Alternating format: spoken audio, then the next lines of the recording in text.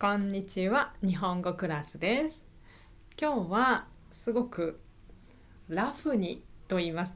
自然にお話をしたいと思います。はい。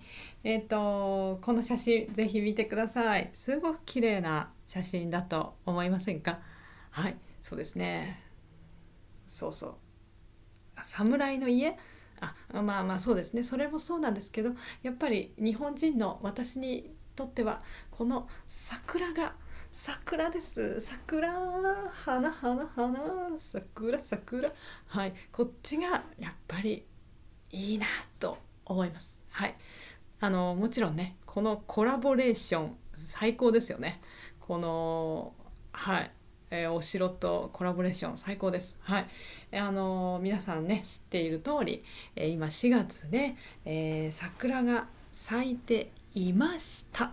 はい。もう残念ですが、4月もうね、下旬、そろそろ終わる頃なので、桜はもうほとんど散ってしまいました。散るですね、落ちる。はい。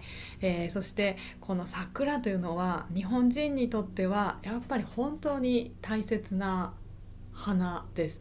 もういろいろある中で一番大切な花と言ってももう嘘にはならない。はい。私たち日本人は、年の数だけ桜を見られると言います。年って何歳ですね。そう。4月になったら見られる。そして来年も見られるね。だからまあ0歳の時ね、桜を見たかちょっと私は覚えていませんが、でももうね、もう10歳とかだったらもう覚えてますよ。親と一緒に家族で一緒に桜を見に行って、美味しそうな食べ物も買ってもらってとか、はい、覚えてます。はい。ですのでやっぱりね、で4月になるといつかな、桜はいつ咲くかなと思って待ってるんですね。うん、ですので今年ね見られなかった人ぜひ来年ぜひ日本で見てほしい。はい。日本の桜は大きいですねと思います。場所にもよるんですけど、やっぱりね皆さんの国でも見られると思うんですけど、あの木が太いですね、日本の桜はね。ですのでぜひぜひ日本で見てほしいと思います。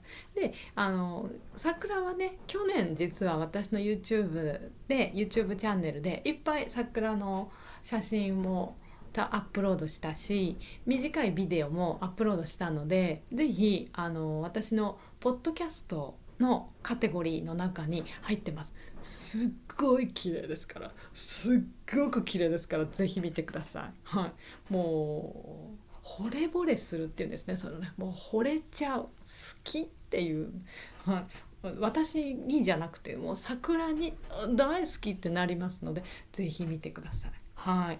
で今日はね、桜もそうなんですけど、この4月というの、はい、日本人にとってどんな時かっていうのをちょっと皆さんとお話ししたくて、はい、テーマにしました。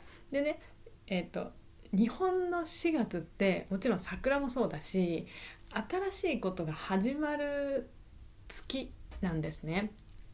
そうそう。皆さんの国はどうですか？学校とか会社とか何月から始まりますか？特に学校って4月から始まるところって少ないんじゃないですか？私が知ってる国ではもうほとんどない。はい。どうでしょう。でもアジアだったらあるかもしれないですね。でも例えば、アメリカとかヨーロッパだと夏9月とか10月とかから新しい学年といいますね、そこから始まるっていうの多くないですか？うん、私も今しっかり調べてないからもしかしたら間違えてるかもしれないんですけど、多分そういう国多いんじゃないかなと思います。でもアジアの国だと日本みたいに4月から始まりますっていうところもあると思うんですが、多分世界で見ると少ないはず。4月から始まるところって少ないはず。はい。でね、日本はコロナの時にその4月からね、また学校が始まるというのをやめませんかっていうアイディアがあったんですよ。4月から始まるっていうのは新しい1年生2年生3年生になるのが4月からだから、それをやめませんかっていう、特にその9月からスタートとか10月からスタートにしませんかっていうアイディアがあったんです。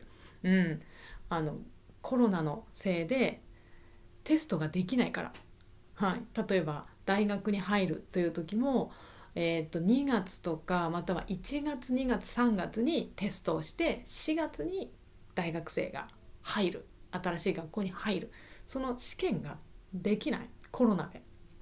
だから4月スタート間に合わないから、じゃあ9月からとか10月からに変えませんかっていうアイディアがあって、私はわあそれはすごくいいと思ったんですね。いいぞいいぞと。はい、そしたら日本人も例えば外国に留学に行くっていう時も、あの夏からだったら学校が、日本は4月から始まるけど外国は9月から始まるだとずれるんですね。だから大変なんですね、留学のタイミング時期が。だけどそれ一緒になったら簡単だ、いいぞって思ったんですけど、そうはなりませんでした。はい、結局今までと同じ、はい、よくあります、日本はあまり変えない。そうあんなにコロナという大変なことがあってももう変えない、今までと同じ、今までと同じでいいですってね。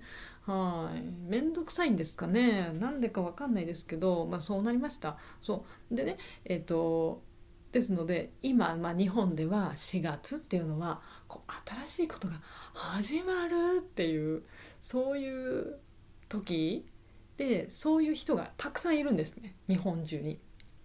そうそう。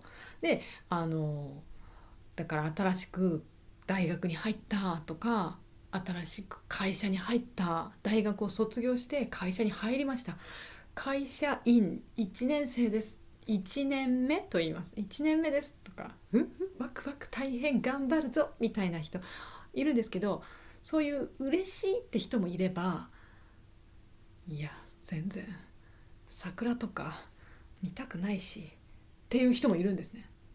そういう人の話ちょっとしたいんですね。多分皆さんあんまり知らないから。それがですね、例えばこれですドーン、はい、それが浪人生という人たちです。浪人生、漢字難しいし勉強になるので見せました。浪人生、これ何ですかって、ね、浪人生、もしかしたら皆さんの国にもこのシステムあるかもしれないです。特にアジア、はい、中国とか韓国とか多分あると思う。はいね、大変ですよね。これ知らない人のために言います。大学に入る、うん、大学に入るために高校3年生はテストをします。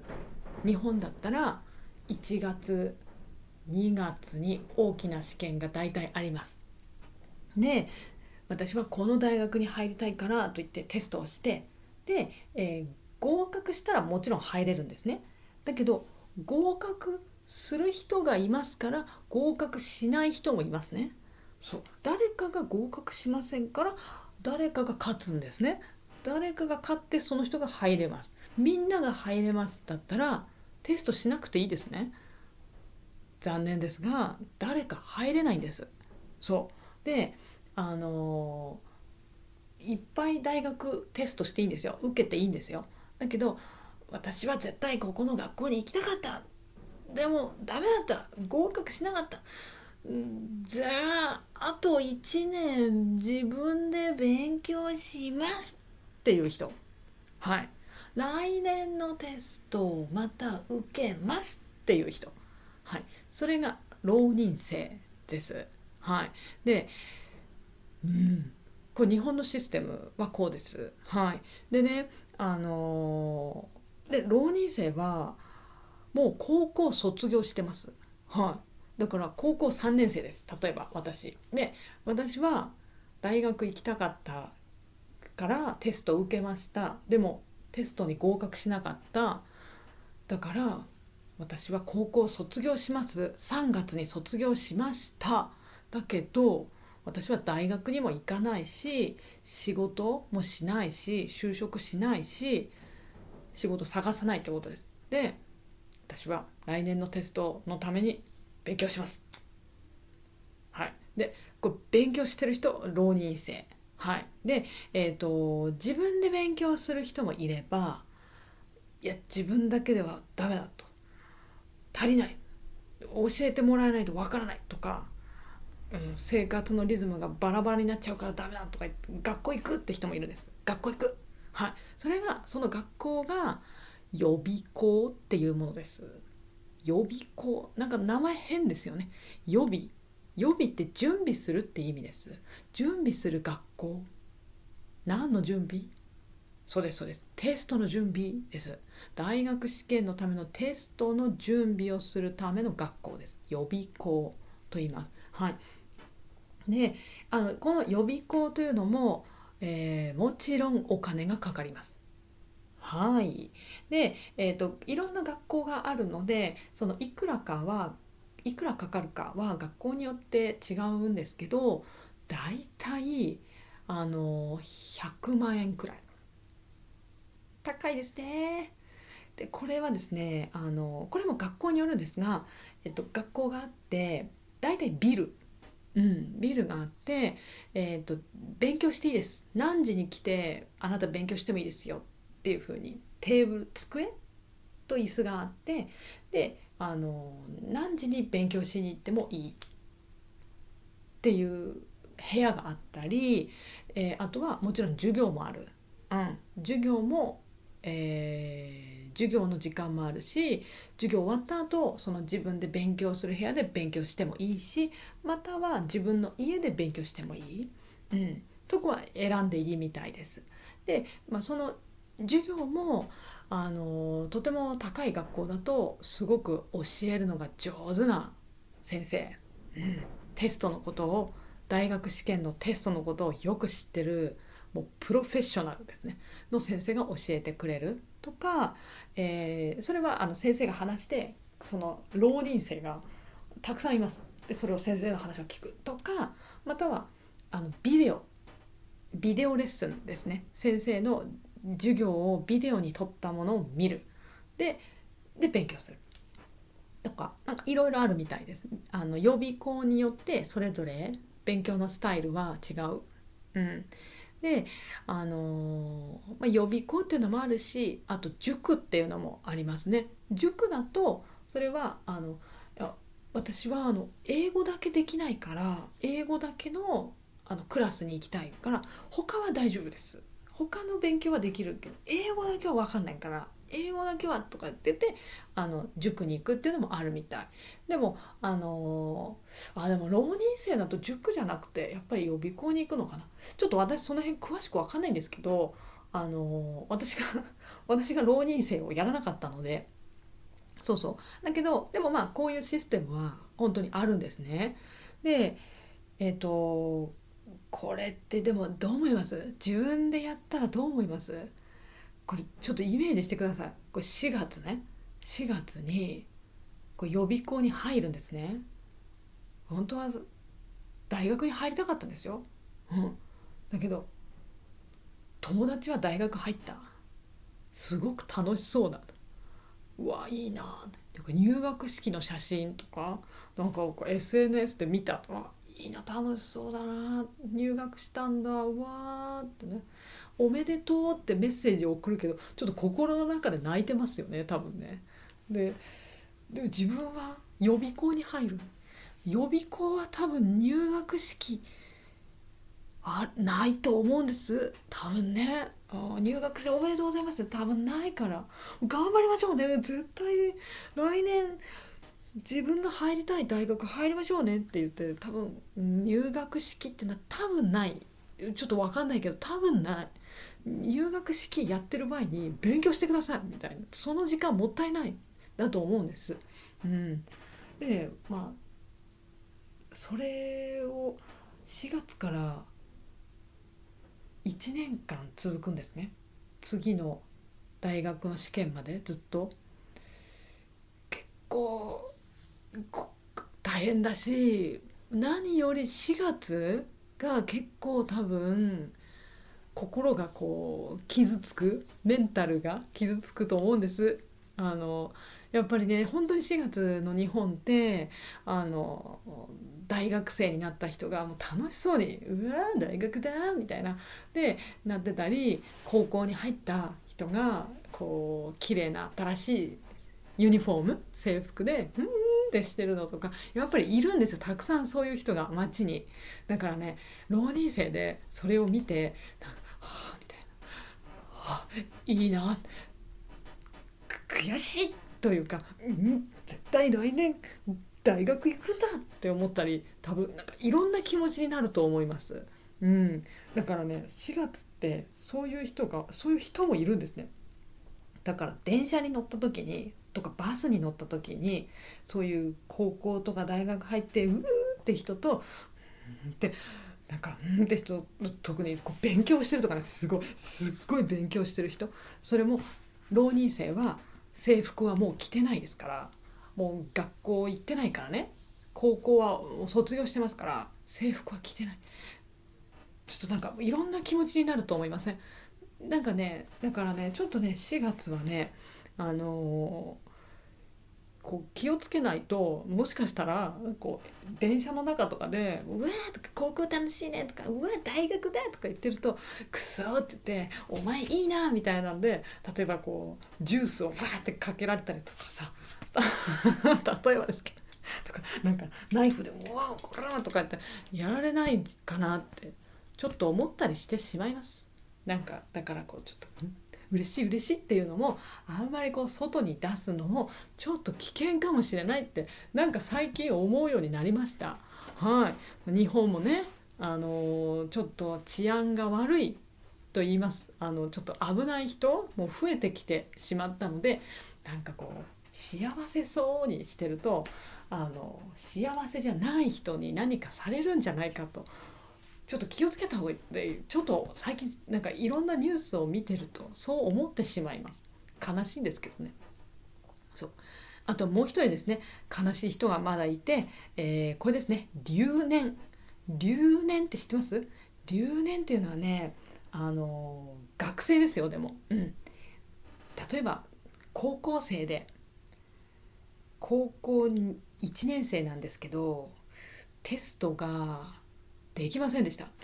はい、テストを受けたんですけど、すごくテストの点数が悪い、ポイントが悪すぎて、私は1年生ですけど2年生になることができません。はい、なることできませんでした。だから私はもう一回高校1年生をもう一回やりますというのというか、やらなければいけないんですね。はい、君はダメだ、テスト悪すぎるから2年生にはなれないよ。ズーンですね。チーンですね。はい、それ留年しますです。留年すると言います。はい、これね、高校生でもあるんです。本当に私ね、高校の時にいました。クラスの中に留年している人が。はい、たくさんじゃないんですけど、一人だけね。ちょっとね、だから私が2年生になった時かな、高校2年生になった時に、本当はその人は3年生になってる人なんです。先輩なんです本当は。だけどいるんです。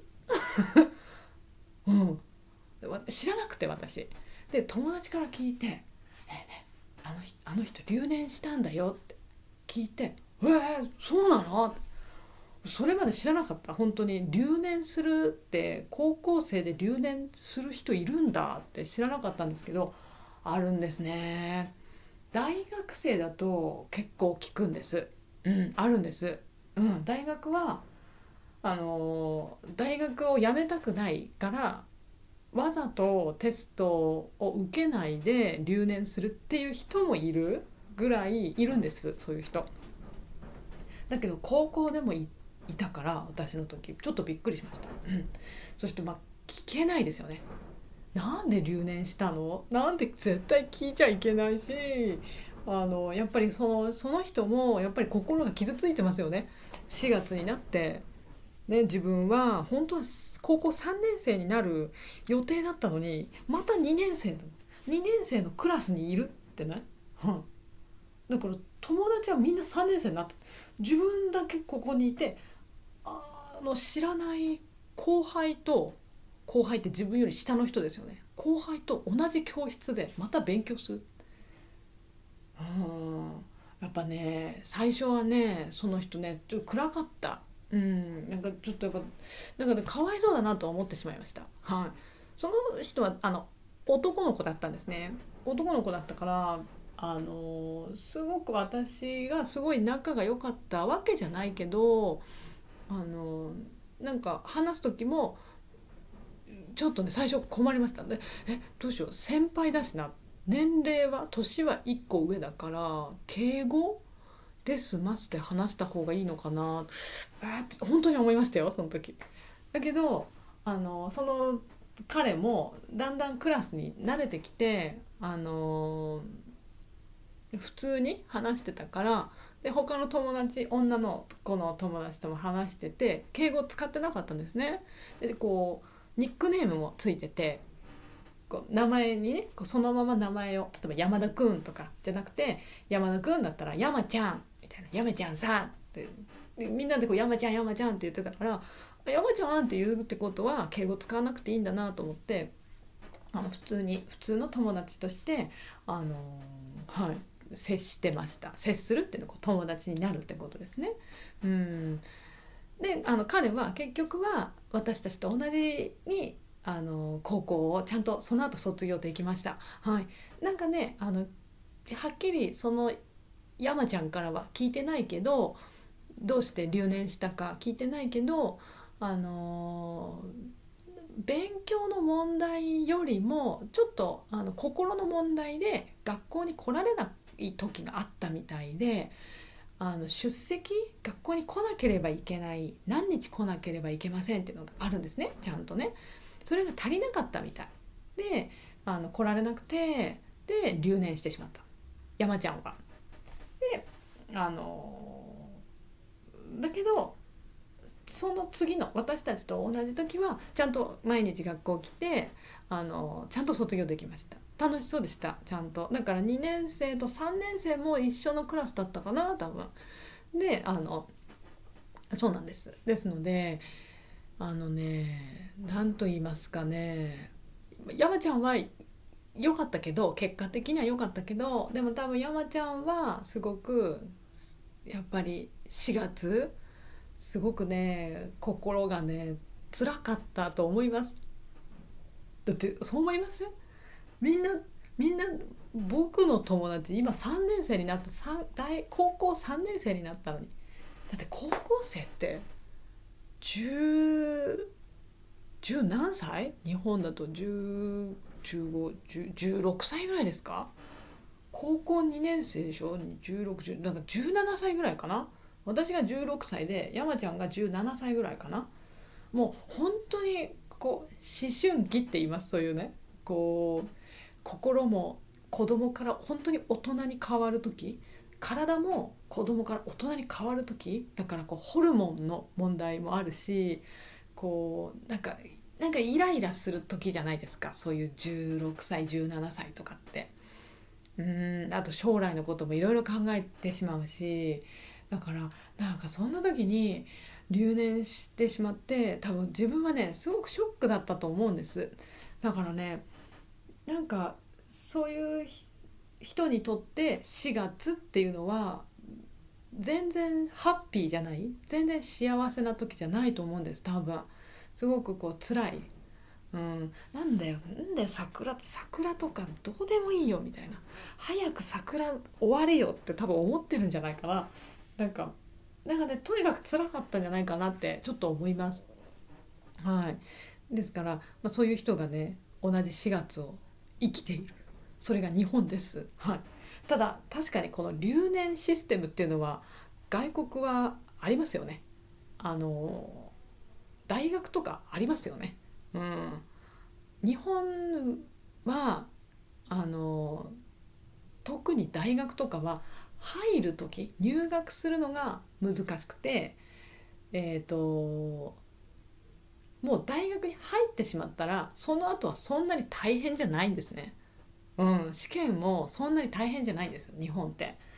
変ですよね。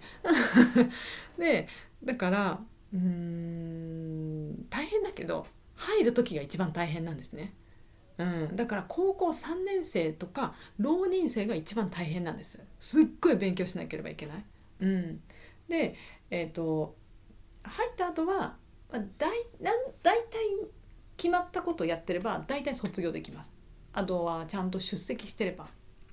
だけど例えばアメリカの大学とかはね、入るのはまだいいけど卒業するのは大変ってよく聞きますよね。しっかりね研究したりレポート書いたりしなければいけないっていうふうによく聞きます。はい。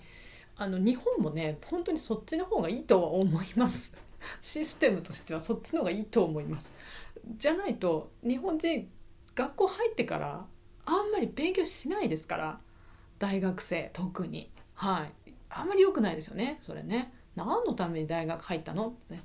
でも本当にそれはそうで、一番自分が生きていて勉強したのは高校3年生の時ですとかよく言います日本人。本当にこの大学試験のためにすごい勉強したけど大学入ってからはもうアルバイトばっかりやってましたとか、本当によくある話なんですよ日本はね。まあ面白いですよね。そうですのでまあそれは今のところの日本のシステムです。はい。でした。じゃあ、まあ今日はちょっとだいぶ話しちゃったのでこのぐらいにしようかなと思います。実はまだですね別のテーマでももう一個お話したかったんですけどそれはちょっと次回にします。はい、次。はい。ということでぜひ皆さんの国でのこの4月ってどんな感じですかっていうのをよかったら教えてください。今までと一緒ですかね。それか春休みがあって学校始まる時ですか。どうなんですかね。ぜひ教えてください。あと留年留年のシステムってどうですか。高校で留年ってありますか。教えてほしいです。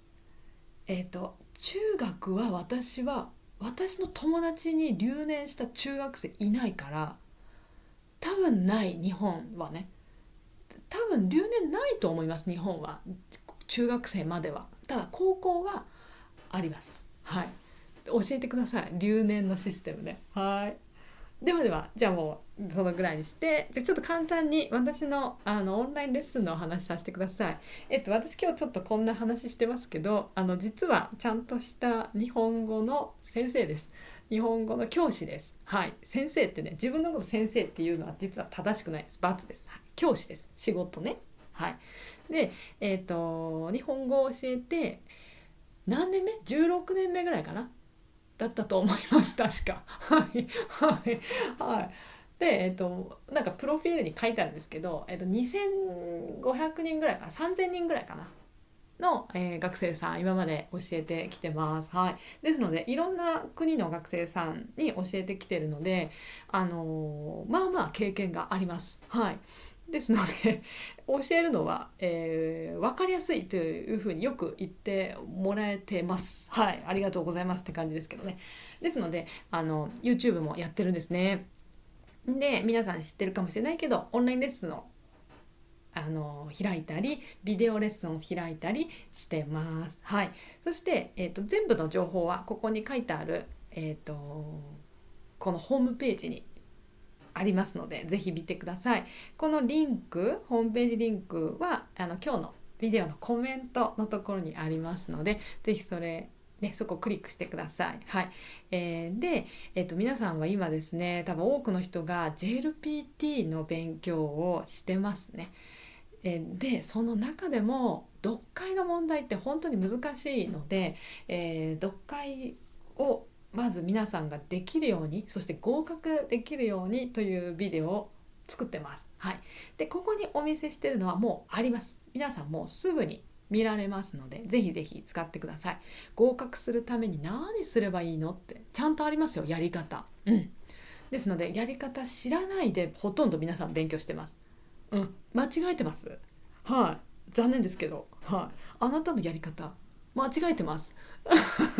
と言っても嘘ではない。はい。ですので、ぜひこれね、おすすめなので、どうやったら合格に本当に近づけるか、うん、テストまでの時間、今からテストまでのあと2ヶ月間どうすればいいんですかとか、あとテストの時間、短い時間、どうやって時間を使えばいい、大事なことです。それちゃんと考えないとダメです。はい、ですので、そういうこととかいろいろお話ししてますので、まずこのビデオレッスンね、これビデオレッスンです。ビデオ見て皆さん自分で勉強できます。はい。ですので、自分でね好きな時このビデオ見られますので、ぜひぜひ見てください。N1 と N2 どちらもありますので、ぜひぜひおすすめです。はい。もうすでにたくさんの人がこれを見て、毎回のテスト7月と12月の試験、合格してます。はい。よかったですねと思います。私もこれ作ってよかったなと思ってます。はい。で、中文とか長文、長い話ですねとかの読み方とか勉強できますので、ぜひ使ってください。そして今ここに写真ないんですけど、今また新しく読解を勉強するためのビデオのレッスン、ビデオ授業を今作っています。で、実は昨日ですね、そのビデオをもう YouTube に、アップロードしました。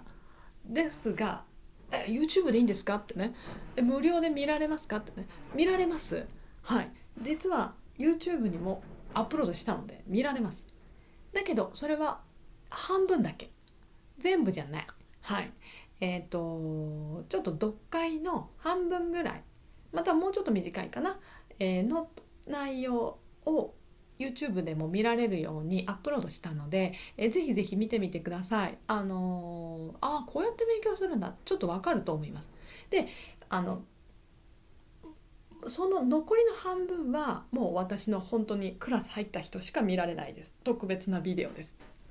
でそっちのビデオでもどうやってやればいいかとか、いろいろねより詳しく話しているので、本当に合格したい人はビデオレッスンに入ってください。でお金かかりますが、自分でねずっとねやり方間違えてね、それであと2ヶ月練習して、一生懸命練習して一生懸命やり方間違えて、でテストできませんと、もうお金払うけど正しいやり方知って、ああそうなんだ、でこうやればいいんだ、でこれはやらなくていいんだとか、このやり方間違えてるんだとか、これが正しいんだ分かって、そのやり方をやればもっともっと合格近づきますから、どっちがいいですか？時間もったいないですよね。時間が一番お金なんですよ、皆さん。そうね、アルバイトしたりは分かりますよね。1時間いくらです、ね、勉強の時間もそうですよね。だからお金はかかるけど、最初もうやり方知ってしまって、それから正しくやった方がより合格に早く近づけて合格できて、そしたらいいじゃないですか。 N2 とか N1 とかテスト合格したら、皆さんもっといい仕事できますよね。いい仕事とかいい学校とか入りやすくなります。もちろんです。 JLPT 持ってます、 N2 あります、 N1 あります。もうこれあるだけで全然違いますから。ですので、だからこそビデオ作ってるんです。私授業作ってるんですね、皆さんのために。皆さんの将来良くなってほしいから。はい。ですので、そのためには見てほしい、そうと思ってます。ですので、私ちゃんと経験ある先生ですので、教師ですので、心配しないで、嘘つかないですから、そう見て使ってほしいなって思ってます。はい。ではじゃあそれは、私のオンラインホームページを見てください。このホームページですねを見てください。はい。で、あとはですね、 YouTube の中でも少し勉強できます。残念ですが、私が教えていることの 20% ぐらいなんですけど、本当に大事なこと 80% は私のオンラインレッスンの中しか私は説明してないので、20% でもいいけどちょっとまず知りたいって人はぜひ私の YouTube でも見てみてください。JLPT の読解合格する方法、こういうのあるよちょっと紹介したり、あとは読解を皆さんで読んでみたり一緒にね。これ N1 ですけど N2 もあります。これたくさんありますので。あとはニュースを一緒に読むっていうのも、ニュースを書いてあって、でそれを一緒に語彙も確認するっていうのをやってますので、読む練習したい人はニュースっていうのもおすすめです。ありますよ、私の YouTube のチャンネルの中にねありますよ。であとはね、こうやって、JLPT-N1 合格する方法というのも別に説明したりもしてます。ぜひぜひ見てみてください。この N1 の説明のことはね、結構特別なので、これも結構おすすめな YouTube ビデオです。はい、ぜひ皆さんやってほしいなって思います。ぜひおすすめ見てみてください。ではでは、いやでも本当にもう時間ないんです、忙しいんです、私でも合格したいんです、 JLPT って人はもう早く入ってください。オンラインレッスン来てくださいね。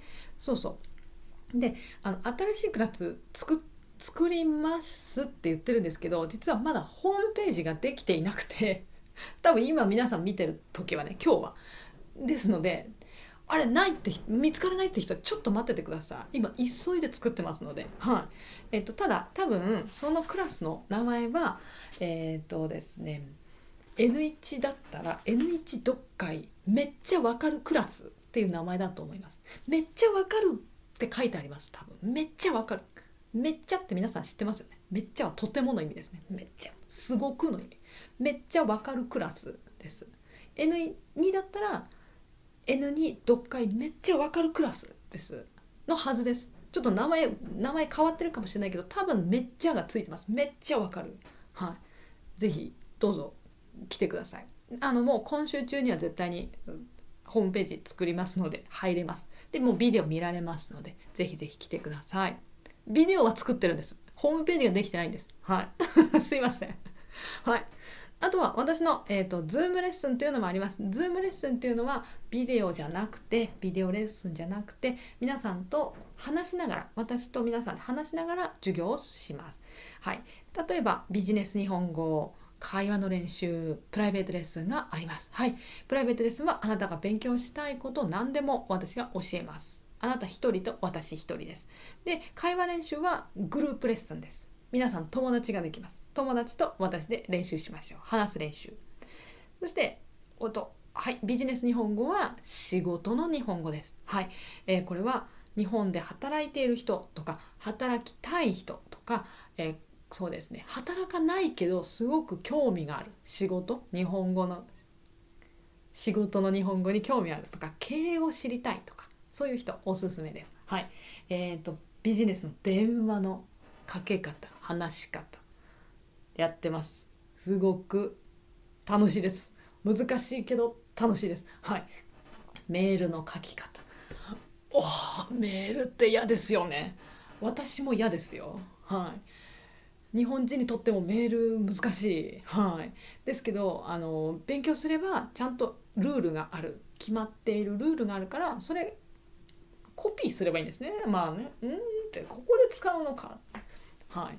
できます。大丈夫です。はい。面白いですよ。本当ビジネス日本語って。日本人の考え方とか文化とかすごく見えます。はい。ですので、ぜひぜひ。日本人ってね、いっぱいありがとうございましたとか、すいませんとかたくさん言いますね。どうして今すみませんと言うんですか？クラスに来ると分かります。はい。文化が関係してる。はい。そうなんですね。面白いです。はい。ですので、全部はですね、このオンラインレッスンのリンクを見てください。今日のコメント、YouTube のコメントのところに書いてあります。はい。どうぞよろしくお願いします。あとは私の Twitter もありますので、どうぞフォローしてください。これも、今日のコメントのところにリンクが書いてあります。はい。ではでは、今日はこんな話をしましたが、皆さん4月ね、皆さんの国での4月ってどうですかっていうのね、教えてほしいし、留年ってあるのかってすごい私知りたいので、ぜひ教えてください。はい。では今日は、こんな話をしました。また聞きに来てください。また、はい。ではまたお話しします。今日もありがとうございました。あとライブチャットくださった方ありがとうございました。いや読みますね。ありがとうございます。はい。